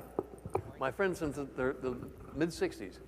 I was going to say it's almost 50 years since I first heard you give a talk called No More Teachers, No More Books. And that talk led me to meet you and know you for a long time now. So it seems to me that part of the problem of changing what we have is it's a problem of the customers. So, you know, I like to think that it's probably very hard to open a bad bakery in France because the customers are all so sophisticated about bread. Right. Good point. And the problem we have is that the customers are not sophisticated about the computers they use. And so there's nobody to appeal to with a better idea. You think there's any way that might get changed? I have a different model. I would advert to the history of chewing gum in America. You will recall, of course, that at the Alamo, Davy Crockett and a number of others were massacred by a man named Santa Anna. But Santa Anna's life was spared, though almost all the American troops, pardon me, the Texian troops wanted to string him up. But Sam Houston had a better idea, send him back to negotiate, and so the peace was negotiated in which Texas achieved its liberty. Santa Anna, it is not generally known, went on to another career. He moved north, went to New York City, boarded on Staten Island with a photographer named Adams. And he had brought along a supply of chicle, which he wanted to make into automobile tires. And Adams investigated this possibility. It didn't work for automobile tires, as you would well imagine. But Adams noted that Santa Anna was chewing it. And so he just tried putting some in druggists with little starch, cornstarch on it, and it took off like a rocket. And thus began the chewing gum industry. So that is the connection between the Alamo and the chewing gum industry, which I pointed out in my PhD thesis. And in the case of, I think that some things are like that. When the Altair first came out, Ed Roberts, the founder of the Altair Computer Company, I mean, he saw the possibilities of using the Intel 8008 chip to make a personal computer kit. He figured that he would break even if he sold 70 or 80. He got 80 orders the first day, and thousands thereafter. And the first, as far as anyone knows, the first Altair that was actually built was by a hobbyist who came in his camper and built it in the parking lot, and then when it didn't work, came in and made them debug the system. So that is the kind, there you have a latent urge, a latent Possiplex that is awaiting the key, the magic thingy that will unlatch it. And I think I have that. And I think the world, having seen the World Wide Web, having dealt with Microsoft Word and Adobe Acrobat, I think the world is readier for Xanadu than ever. Could you talk a little bit about the way Xanadu would change the way we write, the process of writing? Yeah. Well, I can't tell you what other people will do, but here's what I need. Okay. This book was unwritten, meaning I had probably at least 20 times more material than I ended up using. But it was in the same threads. So I had a thread for Xanadu, a thread for this, a thread for that, a thread for my grandparents, a thread for my father, yada, yada, yada. And I would pull across those materials which I wanted to and put back the materials I didn't want to, thinking I might someday get around to using it all in some expanded version. But there is no in existing software handling material you either or wanting standing by. And because the model you use is that every virtual sheet of paper, you have to put it on a virtual sheet of paper. This to me is nuts. Whereas I would rather have flying notes. What is happening? You're going to change your mic battery. Change my mic battery. So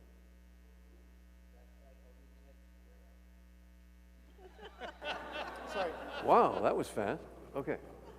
So being able to deal with flying notes. I'm in correspondence with Larry Tesler about this even now. We're arguing about ancient history, and he's saying, and he's sure he's right.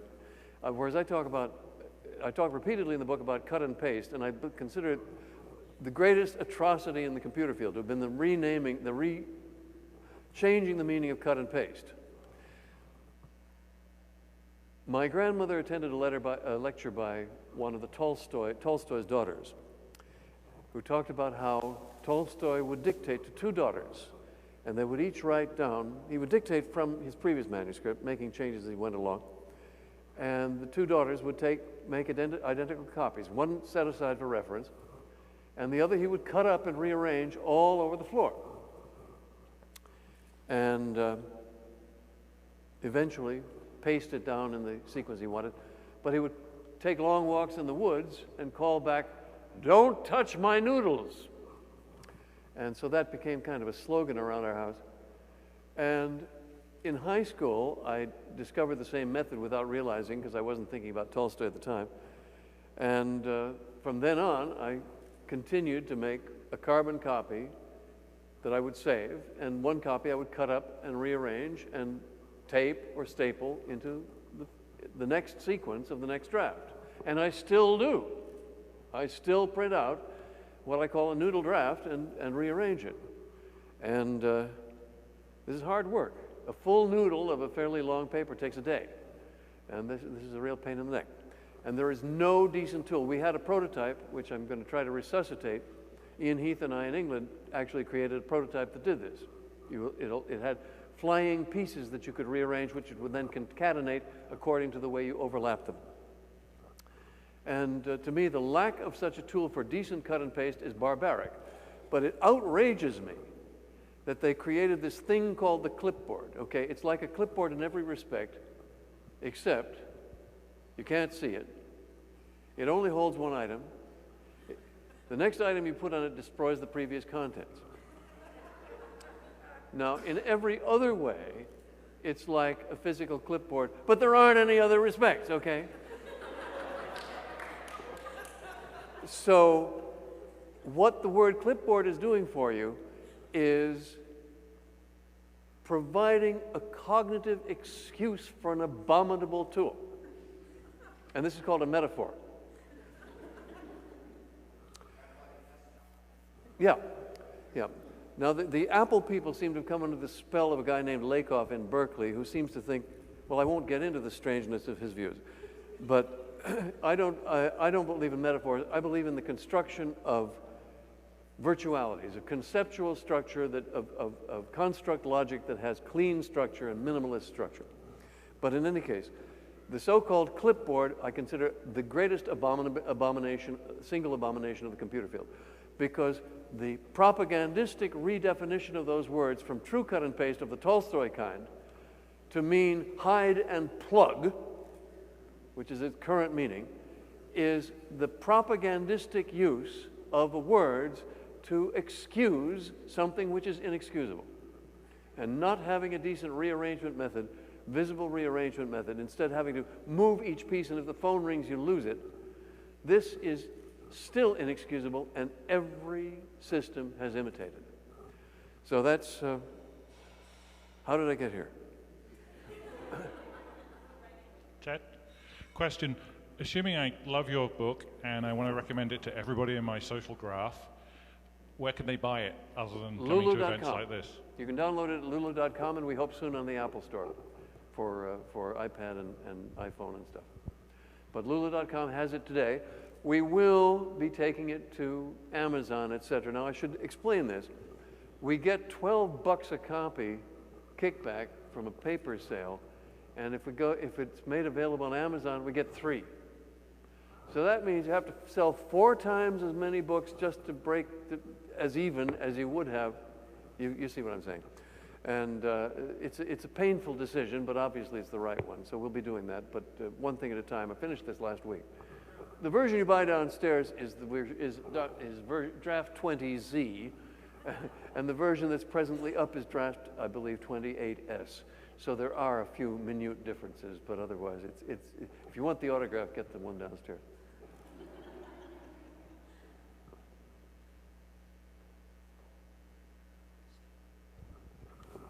Hi, Yes. Ted Selker. Ted Selker, hi. Yeah, hi. So, you know, there's been versioning systems. There's been some beautiful things, Pedit and P-Edit at IBM, where you could re-edit things a little bit like the clipboard, except the difference is that you could have a version that worked on one operating system and a version that worked on the other, and if you edited some part of it, it edited in both of the versions. Kind of has some of the things that I think. Wait a minute, you're telling me this is a feature that it works in 2 operating systems? Well, maybe you'd have a version that has all of the code that makes something compile. Oh, you're talking about for programming? Yeah, but this also was used by many people for writing papers. And I thought it was such an exciting idea, this idea of being able to edit and go back, infinitely through the edits you've made and maybe even have a couple of versions. And I just wonder what you think of versioning systems and whether you've gotten to work with such an editor before. Well, I thought of versioning in 1960, okay? And everything I've seen has seemed to me hopelessly bureaucratic and stupid. But, I mean, CVS is the only one I can think of, and I haven't really looked at them. So I will grant, for the sake of this discussion, that what you've seen is wonderful and beautiful and perfect, but I don't know anything about it. And I continue to want to do my own. Now, the system I finally designed is called HyperTime, and that allows you to go forward and backward in version and sideways as well, which means that you can go to an intermediate version and branch sideways without losing either the forward or backward directions. This means that every micro version has not just a numerical designation, but some alphanumerics in there too. Every time you branch sideways, it's an alpha and alphanumeric, so that version 17 means after 17 editorial changes, but version 16A3 doesn't obsolete version 17 because it went sideways from version 16. So, in fact, this is very simple. It was beautifully implemented by Kenichi Unai back in 1996, and so that too is an optional part of Xanadu, meaning that it is a designed addition to the edit decision list, which is not required. But that's my position on it. Hello?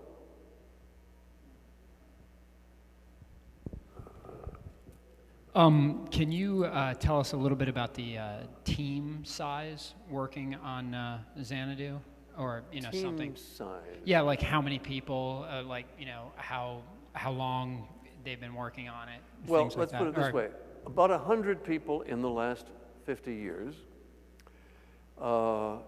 Presently active, I would say 3, but it's not clear. I'm always trying to persuade people. Now, I work only on handshake deals with programmers.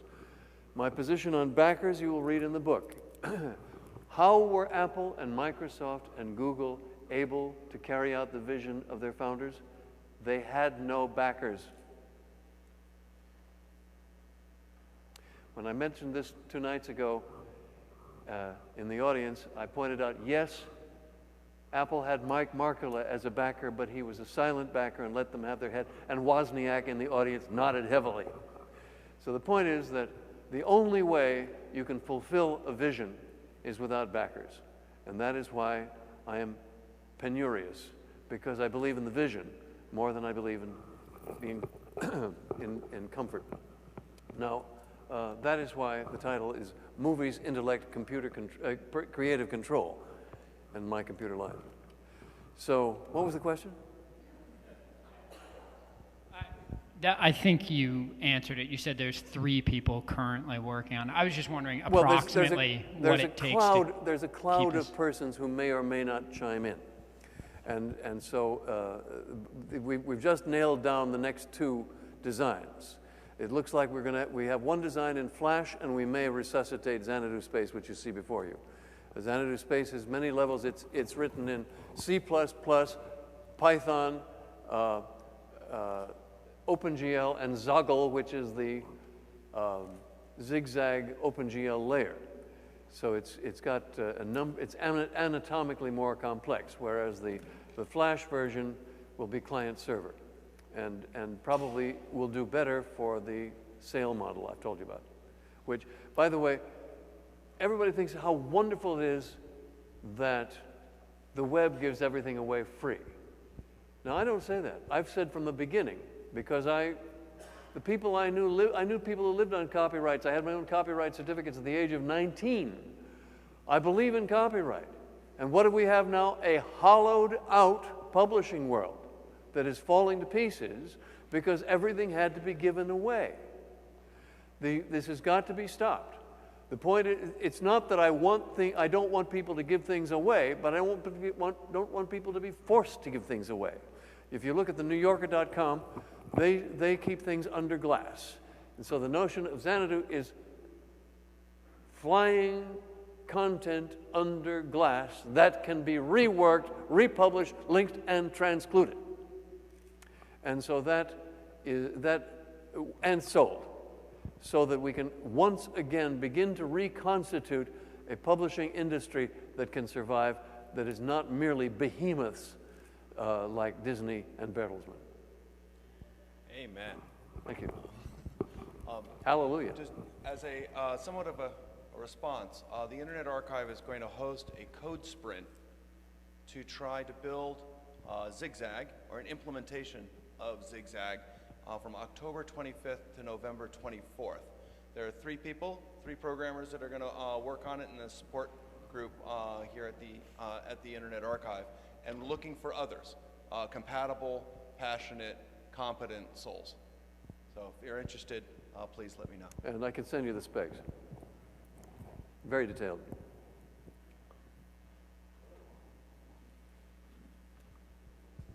Hi, Roger. Hi, Ted. Roger Wagner. In the examples you give, they are text-based, and could you comment just on how that extends to media? The Xanadu model extends directly, ideally with no code change, to audio samples and video frames. Because, so it essentially is the edit decision list says which pieces to assemble, and the overlay decision list, which may or may not be separate, tells you what to overlay it with. And you can overlay it with other content and connect it with other content. Now this is, the edit decision list can apply to video as it does in Hollywood. The term edit decision list is a Hollywood term, and it can be used directly for making movies. Later, because the first one we're working on is text. Getting text working is central, and then the rest can come. So it's a question of the pragmatics of when we implement what. If we make text work, fine. If we don't make text work, there's hardly any point in going on. Scott Mace, the use case you mentioned for saving the publishing industry, do you see that as the most compelling use case for Xanadu? What do you mean use case? Well, I mean the justification for adopting No, not Xanadu. at all. It can be perfectly well used by people with free content. So the point is that you should be able to link and transclude free and non-free material promiscuously.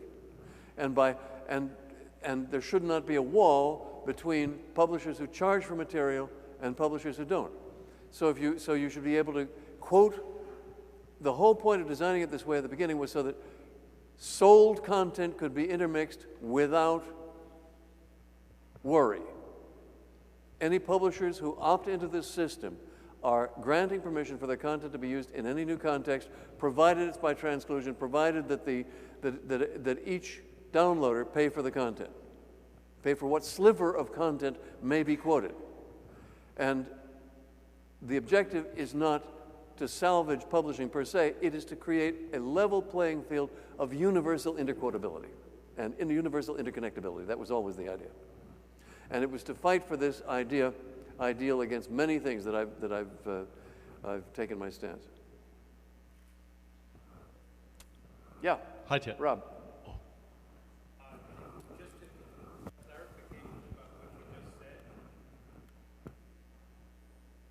But let me just add a quotation relevant to this. Horse thieves are hanged, not in order that men should be hanged, but the horses shall not be stolen. I forget who said that. And similarly, I favor charging for content not because I want all content to be charged for, but because I want a universal playing field where you can mix charged and uncharged content. Thanks. Yes, Rob. So, just a clarification. In your pricing model for non-free content, yeah, does that mean that I would pay only for content that I transclude from, or, for example, the source documents for that strip of text up there are all visible to me? Whatever you download into your browser, let us call it a browser. Prefer to call it something else like a wowzer, I don't know. Because, by the way, Xanadu is just not compatible with the web browser, period. So we have to start over. Okay, whatever content is downloaded, you pay for it. If you want it to be blank, you don't download it, you don't pay for it. Okay. But next time you download it, you don't pay for it. So in this case, if you have an entire document in the background, you paid for the whole document. Yeah, but I'm showing it here as a demonstration. You wouldn't necessarily have done that. Yeah. Yeah, so yeah, it's meant to be very simple. What you download, you pay for, but once it's paid for, it's yours forever. And meaning every time you want it, it comes back. That has been the model basically since 1960. And I think it's clean. There's a quote from my old friend Paul Brest. He did my music homework for me when I was a senior in college, but then he went on into law and became dean of Stanford Law School. And when I explained the system, he said, "Yeah, that works. It all adds up." No, can't get better than that. Hi, Ted. Sean Murphy of noosphere.org. Wave your hand. I don't see where you are. Hello. Oh. Not that there's eye contact. Okay, go ahead. Hello there. Yes, exactly. Our eyes are too small. How would you respond to the proposition that to the critique rather that what? How would you respond to the critique that hypertext being merely a serialization of the graph structures in our minds is a less desirable, less flexible approach to cognitive collaboration than working directly with, say, a knowledge representation system as the repository for that externalized graph structure? That is a 17-piece question. Hypertext is a serialization of the graph structure in our mind. This to you is the serialization? Yes, each little fragment of text is indeed a serialization, as opposed to being a discrete concept. Okay. Like where is the concept in And a this paragraph? to you is not a knowledge representation system? Pardon me? This to you is not a knowledge representation system? It's a kind of soup, a wonderful soup, and an amusing soup to navigate. But if instead we actually use a knowledge representation approach, such as what? Say a frame-based knowledge representation approach, for example, where each assertion AI is versus hypertext again. I got it. indeed where each assertion is linked to appropriately other assertions, then each assertion is targetable, What was that? addressable. What was the last one? Then each discrete assertion is addressable. Yeah, well, and componentized, and most importantly, the machine then is capable of performing inferencing operations and assisting us with that aspect of information manipulation. yeah, well, you're in a different planet. When I was once on about 1988, I was on a podium with Doug Lennet. His first words were, hypertext is evil. Every time I've come up against AI people, there's been this fundamental difference of point of view. You're talking about inference, I'm talking about presentation to the human mind and creation of presentations to the human mind by other human beings. I'm not interested in AI. I did, however, write an early paper on knowledge representation in 1958, which was conterminous with some of the same work at Stanford and MIT, though I didn't know it at the time. It was an extremely sloppy paper, but inspired, discussed in my PhD thesis. No, I've run into the conflict between AI and hypertext has been a cat and dog conflict I've run into over the decades, and I think it will probably never be peaceful. Mm-hmm.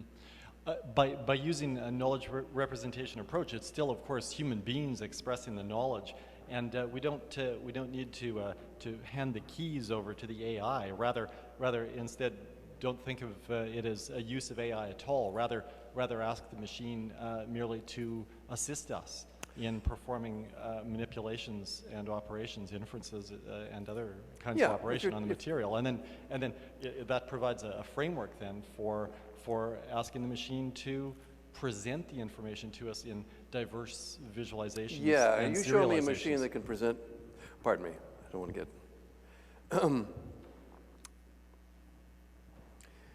This calls so many arguments to mind, many of which are in the book. There are sections called AI Bullshit 1, AI Bullshit 2, AI Bullshit N.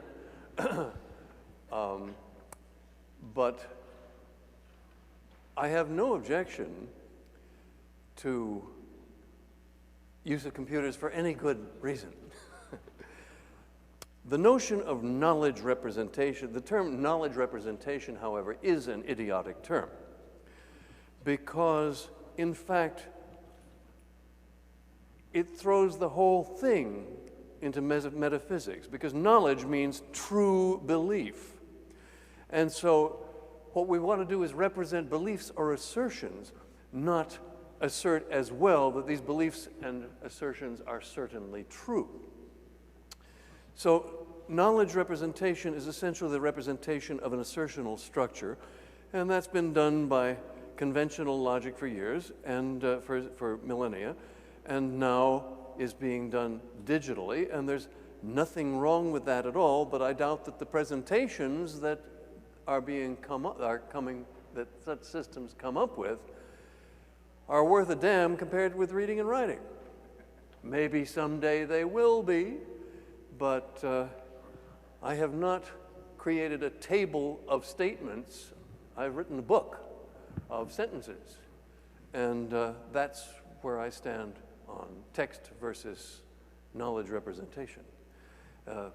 Again, these are just friendly responses to a very, very different point of view. Maybe shall we have one more question, then break for schmoozing and offline questions? Sure. Or I like being up here, if you want me to, whatever. Ted, this is Keith Henson. Hi, Keith. As long as people are going to bring up things as esoteric and as far away from hypertext as the last question, I might as well bring up evolutionary psychology. Yay! As a way to think about how well things fit with human beings. And of course, we evolved in the Stone Age, and that's a long way back. But nonetheless, We evolved long before that. Wait. Oh well. Anyway, nonetheless, it's a well, it goes back a million years anyway. But anyway, I'm just wondering if there's any way that you could really apply thinking about what makes people tick at the level of what makes them happy, what makes them useful, how they can think and such stuff, as to where the optimal connection to knowledge would be. And I think hypertext is maybe getting that direction. Well, I think that authors and movie directors through the century, authors through the centuries and movie directors for the last century have known a lot about this, and I see this as the extension of literature as we know it. And there are no great rules of thumb, except I love Griffiths. D.W. Griffith said, make them laugh, make them cry, and make them wait. Incidentally, in one of the first books that came out on evolutionary psychology, the first popular book, which is by Robert Wright, he has a statement in there that the best evolutionary psychologist in the world prior to evolutionary psychology itself coming along were the authors. Were authors, particularly of fiction, and he counted things like, you know, directors and such stuff, because they had the best feel for the way human beings functioned, and better than almost anybody else. Human emotions are human emotions, and some people know how to play them and some people don't. Yeah. I wrote a book on evolutionary psychology, which is condensed, never got published, but the condensed version is on the web under the title, The Secret of Human Life. Well, I want to thank you, Ted.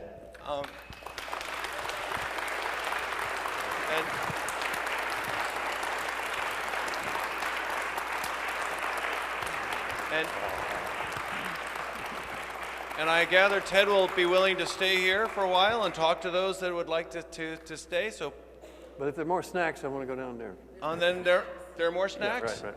Great. Thank you very much. Thank you, guys.